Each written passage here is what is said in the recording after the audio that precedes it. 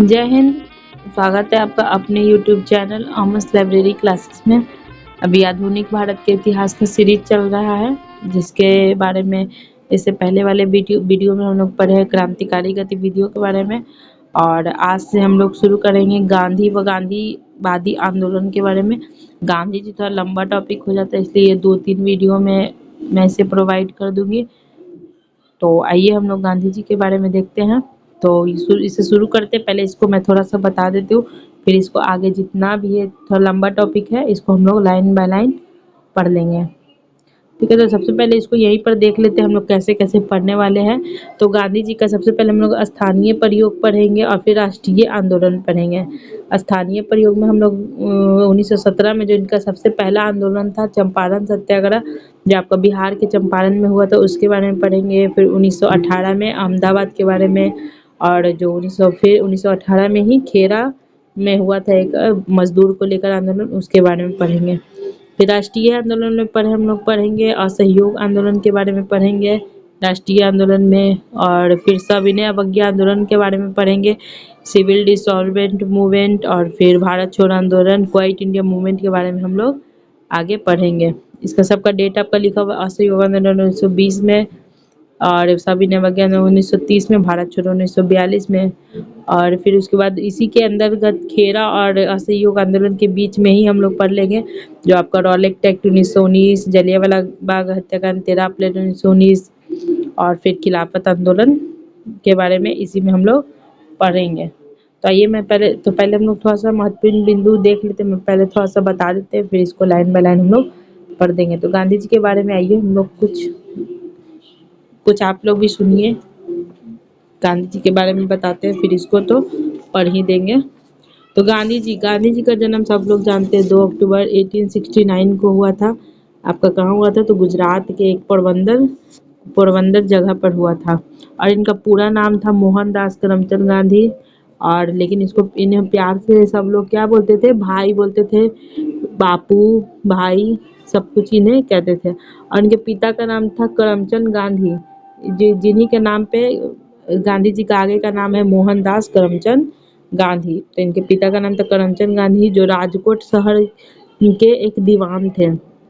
और इनकी माता का नाम था पुतली बाई था। और इनका इनकी 14 वर्ष की अवस्था में इनका कस्तूरबा गांधी से इनका विवाह हो गया था, और जिनसे इनको 4 पुत्र हुए थे। चारों पुत्र का नाम था, एक का नाम हरिलाल, मनीलाल, रामलाल और देवदास था। ठीक है, और यमुना लाल बजाज कर एक इनका 5वां पुत्र था, जो इनका दत्तक पुत्र था, मतलब गोद लिया हुआ पुत्र था। 1888 में फिर इनका प्रथम पुत्र का जन्म हुआ था। और फिर ये सितंबर में ये अपनी उच्च शिक्षा के लिए फिर कहाँ, ये लंदन चले गए थे, और वहाँ पर इन्होंने फिर वकालत शुरू कर दिया था। और वहीं पर इन्होंने एलएलबी की बैरिस्ट्री जो है इनका पूरा कंप्लीट वहीं पे किए थे। फिर 1891 में इन्होंने फिर पढ़ाई पूरी करके फिर एक बार ये भारत लौटे थे।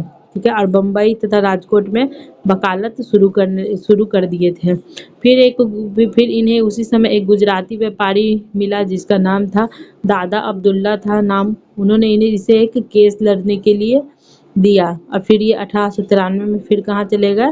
दक्षिण अफ्रीका फिर ये चलेगा। अब वहाँ पर इन्होंने जाकर दक्षिण अफ्रीका गए, तो वहाँ पर इन्होंने देखा कि यहाँ तो लोग रंग भेद, वहाँ पर गए तो इन्हें रंग भेद का सामना करना पड़ा, गोरे काले ये सब का। और फिर उसी बीच जो है 1894 में वहीं पर रहकर ये सामाजिक कार्य करने लगे, और फिर वकालत करने लगे वहीं पर। और इसी में आपका थी इसी फिर यहीं पर ये रहने लगे। फिर दक्षिण अफ्रीका में नेटाल क्षेत्र के समीप जो है एक डरबन नामक स्टेशन था।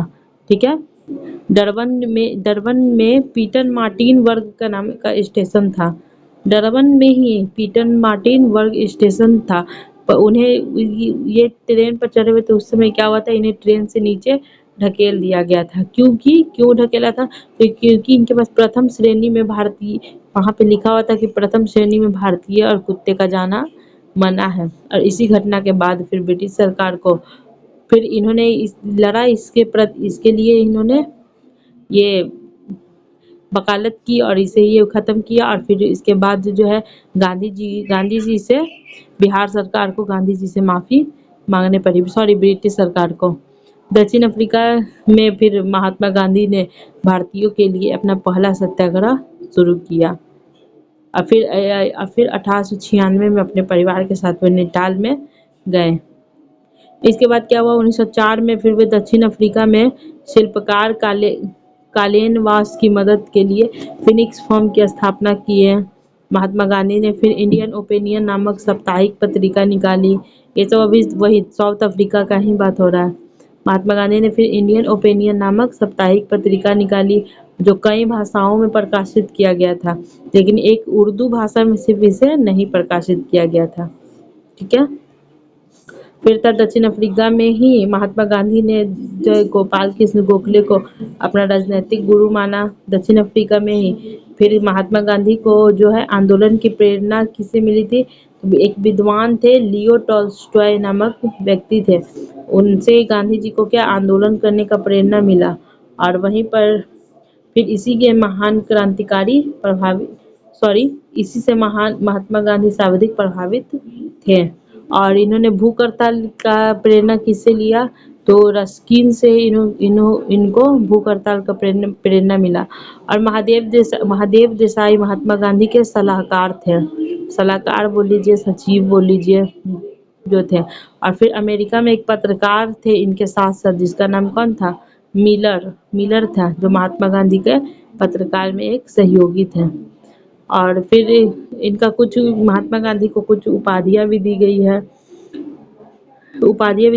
है, अंग्रेजों ने महात्मा गांधी को सार्जेंट की उपाधि दी। और क्योंकि गांधी जी ने जो थे उस समय प्रथम विश्व युद्ध में ब्रिटिश सेना में बहुत सा भागीदारी में को भर्ती करवाए थे, इसीलिए इन्हें ये ब्रिटिश सार्जेंट भी कहते हैं। सार्जेंट मतलब भर्ती करने वाला। और फिर अंग्रेजों का असहयोग आंदोलन के कारण जो है महात्मा गांधी को ब्रिटिश सरकार ने कैसरे हिंद की उपाधि दिया था। फिर चंपारण सत्याग्रह के बाद रविन्द्रनाथ टैगोर ने महात्मा की उपाधि दिया था। और जवाहरलाल नेहरू ने इन्हें बापू की उपाधि दिया। और सुभाष चंद्र बोस ने इन्हें राष्ट्रपिता की उपाधि दिया। और मिस्टर चर्चिल ने इन्हें कहा था अर्धनग्न फकीर। जब ये द्वितीय गोलमेज सम्मेलन में वहां पर गए थे, तो नॉर्मली जैसे इनका धोती कुर्ता रहता है वही पहन कर चले गए थे। वहीं पर देखकर उसने कहा, मिस्टर चर्चिल ने इन्हें कहा अर्धनग्न फकीर। और एक शेख मुजीबुर रहमान है, जो आपका वहां के पश्चिम बंगाल, क्या उसको बोलते हैं, शेख मुजीबुर रहमान थे, इन्हें जादूगर की उपाधि दिया। और खुदाई खिदमतगार संस्था ने इन्हें मंगल बाबा की उपाधि दिया। और इसके बाद ही इनका आंदोलन शुरू हुआ। तो आइए पहले इतना हम लोग देख लेते हैं, फिर उसके बाद आंदोलन के बारे में हम लोग पढ़ेंगे। तो आइए देखते हैं। 2 अक्टूबर 1869 को पोरबंदर में इनका जन्म हुआ था। 2 अक्टूबर 1869 को पोरबंदर में इनका जन्म हुआ। इंग्लैंड में बैरिस्ट्री की शिक्षा लेने के बाद भारत आने पर उन्होंने पहला केस राजकोट में लड़ा, किंतु असफल रहे। और 1893 में दादा अब्दुल्ला फॉर्म का केस लड़ने डरबन चले गए। डरबन दक्षिण अफ्रीका में, ये सब अभी हम पढ़े हैं, आपको बता दिए हैं। यहीं से उनके राजनीतिक जीवन को नया आयाम मिला। और अफ्रीका में उन्होंने टॉल्स्टॉय व फिनिक्स फॉर्म की स्थापना किया और 1906 में पहली बार सत्याग्रह को सफलतापूर्वक अंजाम दिया। यह सरकार की उस नीति के विरोध में था कि प्रत्येक भारतीय को अपना पंजीकरण कराना होगा। अफ्रीका में उनके कार्यों के लिए जुलू पदक और बाद में केसरे हिंद की उपाधि दी गई। फिर 9 जनवरी 1915 को गांधी जी भारत वापस आए और इसी उपलक्ष्य में 2003 से भारत में प्रवासी दिवस मनाया जा रहा है। जैसा कि जानते हैं 9 जनवरी को विश्व प्रवासी दिवस हम लोग मनाते हैं भारत में। गांधी के व्यक्तित्व पर अद्वैत वेदांत गीता जैन दर्शन के साथ ही पाश्चात्य विचारों टॉल्स्टॉय, थारो व रस्किन का भी प्रभाव था। रस्किन की पुस्तक अनटू द लास्ट से महात्मा गांधी को अंत्योदय की प्रेरणा मिली और सर्वोदय जैसा दर्शन मिला। वस्तुतः अनटू द लास्ट से गांधी जी ने दो मुख्य बातें सीखी। पहला, व्यक्तिगत कल्याण सभी व्यक्तियों के कल्याण में निहित है। दूसरा, सभी के श्रम की कीमत समान होती है।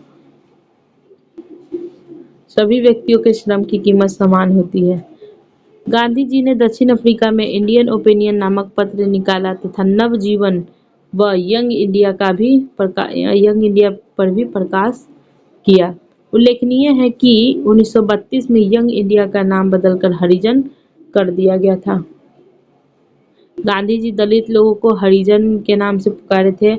हरि हरि मतलब भगवान और जन मतलब लोग, तो भगवान के लोग, इसलिए गांधी जी हरिजन को कहते थे कि आप लोग तो भगवान के लोग हैं, तो आपका ये करना, आपका सेवा करना हम लोग का फर्ज है। हरि मतलब भगवान और जन मतलब लोग, तो हरिजन का मतलब हुआ भगवान के लोग।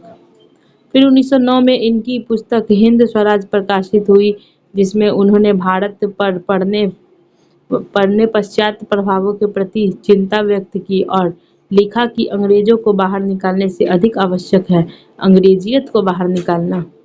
गांधी ने माई एक्सपेरिमेंट विद ट्रूथ नामक आत्मकथा लिखी। मूल्यतः गुजराती में इनका अंग्रेजी अनुवाद उसके सचिव महादेव देसाई ने किया था। अभी बताएं दोस्तों, जिनके सचिव कौन थे? महादेव देसाई थे। और बाद में उनके निजी सचिव प्यारेलाल बने, जिन्होंने गांधी जी की डायरी लिखी, diary of Anne Frank young lady.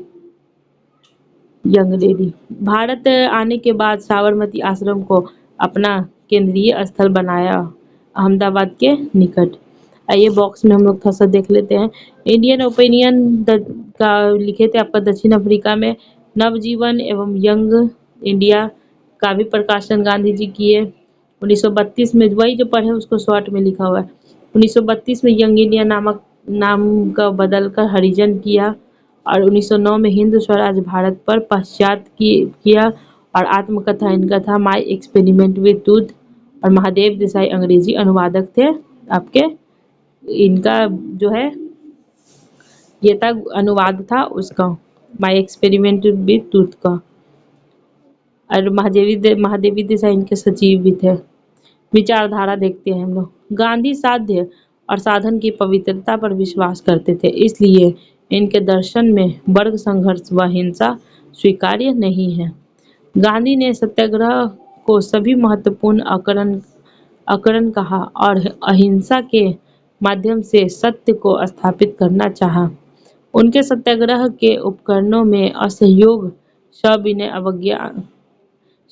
अवज्ञा, हड़ताल, हिजरत मतलब लंबी यात्रा, तथा अंतिम अस्त्र के रूप में भूख हड़ताल शामिल थे।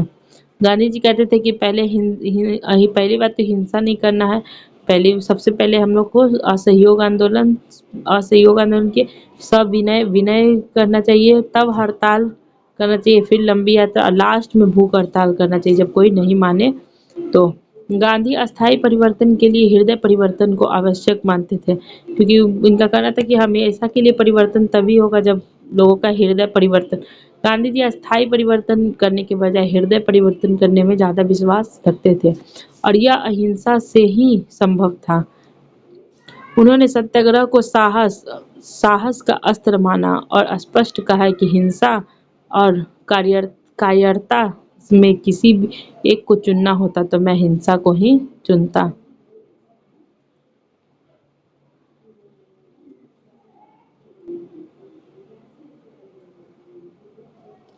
राजनीतिक विचारधारा। आदर्श रूप में गांधी अराजकतावादी थे, अर्थात राज्य की सत्ता में विश्वास नहीं करते थे, क्योंकि उनके अनुसार राज्य में हिंसा का सार होता है और राज्य के आदेश बाहरी और अत्याचारी होते। अतः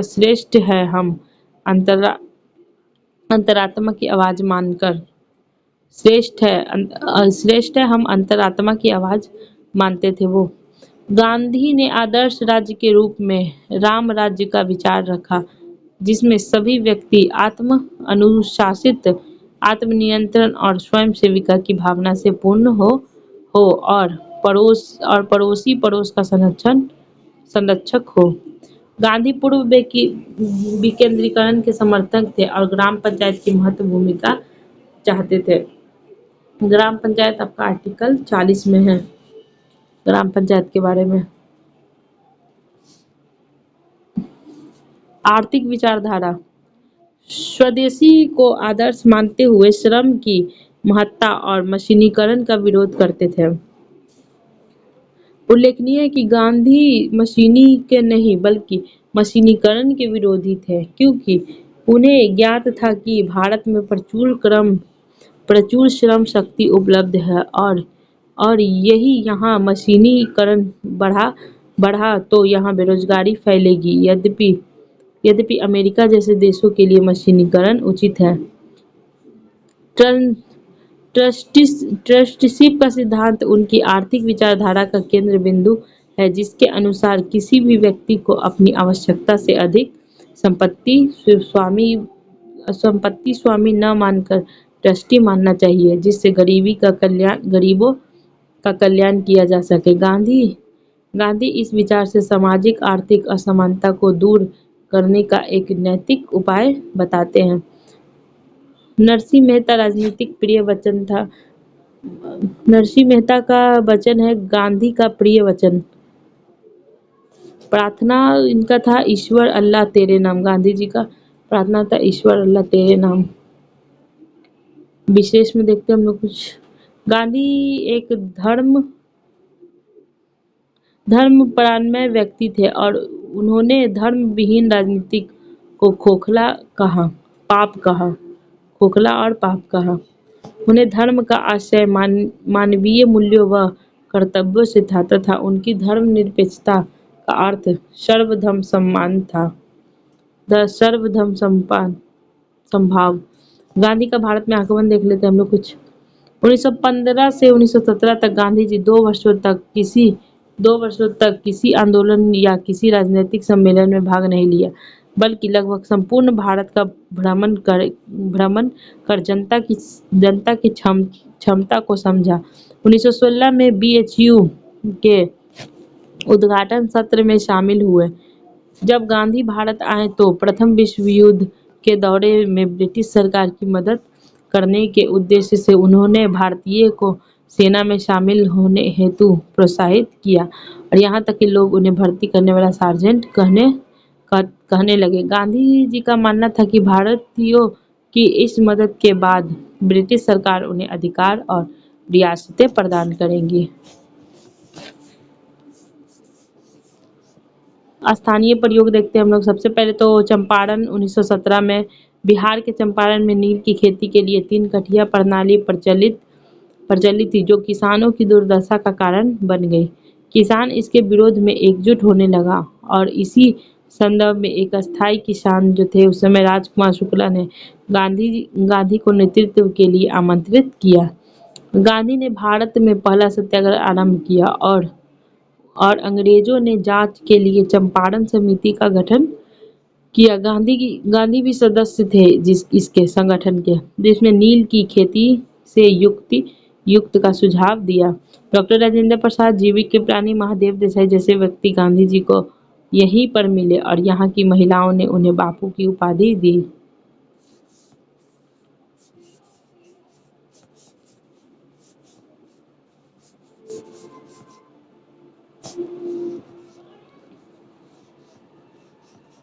यहाँ हम लोग पढ़े दोस्तों, अभी चंपारण पर है, तो आइए थोड़ा अहमदाबाद देख लेते हैं।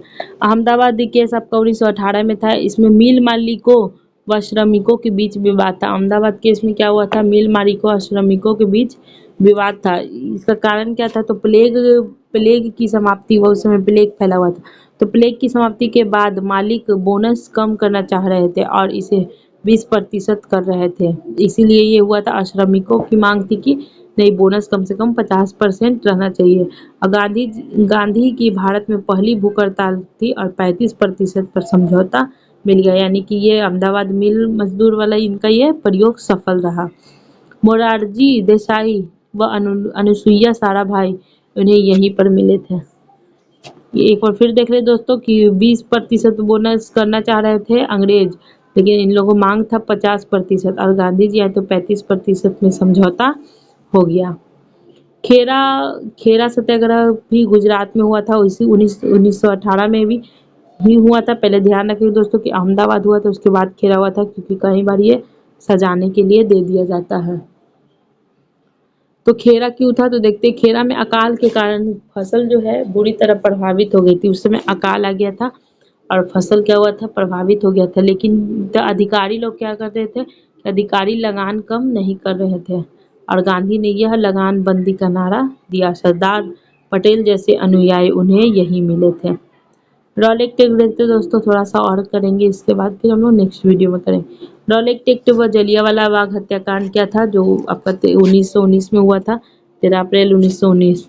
तो प्रथम विश्व युद्ध के दौरे में भारत पर अंग्रेजों का नियंत्रण ढीला पड़ रहा था और राष्ट्रवादी गतिविधियां मजबूत या लोकप्रिय होने लगी थी। अतः विश्व युद्ध समाप्त होने से पुनः शिकंजा कसने के लिए रॉलेट की अध्यक्षता में सोसाइटी सेडिशन कमेटी का गठन किया गया। इस कमेटी में आतंकवाद अपराध अधिनियम के आधार पर सजा के तहत राष्ट्रद्रोह की आशंका में किसी भी व्यक्ति की गिरफ्तारी व तलाशी बिना वारंट के करने और बिना न्यायालय गए उन्हें महीनों तक जेल में रखने की संस्तुति की। इसलिए यह कानून बिना अपील, बिना दलील और बिना वकील का एक्ट कहलाया। इसमें दोस्तों क्या होता था कि किसी को भी शक के बिना पर तो उसको पकड़कर उसको जेल में डाल दिया जाता था और उसको फिर उससे छोड़ा भी नहीं जाता था। इसलिए इसे बिना अपील, बिना वकील और बिना दलील का भी एक्ट कहा जाता है। और इसे काले कानून का, इसे रॉलेट एक्ट को ही काला कानून कहा जाता है। और इस काले कानून के विरोध में गांधी जी ने राष्ट्रीय सत्याग्रह का आह्वान किया, किंतु इन्हें गिरफ्तार कर लिया गया, जिसका सर्वाधिक प्रभाव पंजाब पर पड़ा। और जब वहां के दो लोकप्रिय स्थानीय नेता डॉक्टर सत्यपाल और सैफुद्दीन किचलू को भी गिरफ्तार कर लिया गया, उसके बाद पंजाब का असंतोष उग्र हो गया। और फिर 13 अप्रैल 1919 को स्थानीय किसान अमृतसर के जलियांवाला बाग में बैसाखी मनाते एकत्र हुए थे और एकत्रित भीड़ ने नेताओं की गिरफ्तारी के विरोध में आयोजित की गई। तो जनरल डायर ने इसे मार्शल लॉ का उल्लंघन मानते हुए अंधाधुंध फायरिंग का आदेश देकर निशस्त्र हत्याकांड को अंजाम दिया। सबको लगा कि ये लोग एकजुट हुए हैं मेरे प्रति, अंग्रेजों को लगा कि मेरे प्रति साजिश करने के लिए एकजुट हुए और इसीलिए फिर आपका जनरल डायर ने गोली चलाने का आदेश दे दिया और फिर अंधाधुंध फायरिंग हुई, जिससे काफी लोगों की मृत्यु हो गई। इसमें विशेष देखते दोस्तों हम लोग थोड़ा सा, गुरुदेव टैगोर ने हत्याकांड के विरोध में अपनी नाइटहुड की उपाधि को वापस दे दिया था और लौटा दी, और शंकरन ने वायसराय की कार्यकारिणी से इस्तीफा दे दिया। एसपी सिन्हा पहला भारतीय वायसराय की कार्यकारिणी में थे। यद्यपि ब्रिटेन में हाउस ऑफ लॉर्ड्स ने डायर की प्रशंसा की और निर्मिल और मर्लिन कोश नामक पत्रिका ने डायर को महान नेता घोषित कर दिया और तत्कालीन राज्य सचिव ने इसे निवारक हत्याकांड कहा। अंग्रेजों ने इस घटना की जांच के लिए हंटर कमेटी का गठन किया गया और इसने भी डायर को निर्दोष माना। हंटर आयोग शिक्षा के लिए एक हंटर आयोग जो दोस्तों डेट वाइज देगा आपका, एक हंटर आयोग आपका डेट देख लीजिएगा उसमें। तो ऑप्शन के अनुसार हम लोग देख लेंगे कि एक हंटर आयोग शिक्षा के लिए भी था और एक हंटर कमेटी आपका जलियांवाला बाग हत्याकांड के जांच के लिए भी था। कांग्रेस ने भी इस हत्याकांड की जांच के लिए मदन मोहन मालवीय के अध्यक्ष में जलियांवाला बाग समिति का गठन किया, जिससे गांधी भी सदस्य बने। और इस परिस्थिति में सांप्रदायिक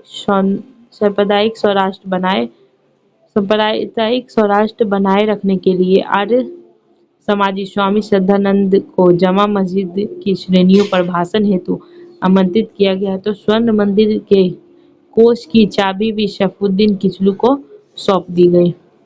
और सरदार उधम सिंह ने फिर 1940 में लंदन में जाकर डायर की हत्या कर दी। दोस्तों जब ये सब कांड हो रहा था तो उस समय सरदार उधम सिंह जो थे वो बहुत छोटे थे, उस समय बहुत छोटे थे। और फिर उसके 20 साल बाद 1919 के डायरेक्ट 20 साल बाद जब वो बड़े हुए तो उन्हें याद हुआ और वो जनरल डायर के घर गए और घर में जाकर पूछे कि कौन है जनरल डायर। तो उसे पता चला कि यही है और जाकर उनके सामने ये कहा कि मैं वही बच्चा हूँ जो वहाँ पर खड़े होकर सब कुछ देख रहा था, तुमने गोली चलाने की हत्या आदेश दिया था और फिर गोली मारकर जनरल डायर का हत्या कर दिया। इसके बाद दोस्तों खिलाफत आंदोलन है, तो खिलाफत आंदोलन हम इसके नेक्स्ट वाले वीडियो में आपको बताएंगे। वीडियो एक ही वीडियो में तो हो नहीं पाएगा, बहुत लंबा चल जाएगा। तो खिलाफत आंदोलन दोस्तों हम लोग नेक्स्ट वीडियो में पढ़ेंगे। ये वीडियो आपको कैसा लगा? अच्छा लगा तो ज़रूर लाइक करें, शेयर करें और चैनल को सब्सक्राइब करें। Thank you.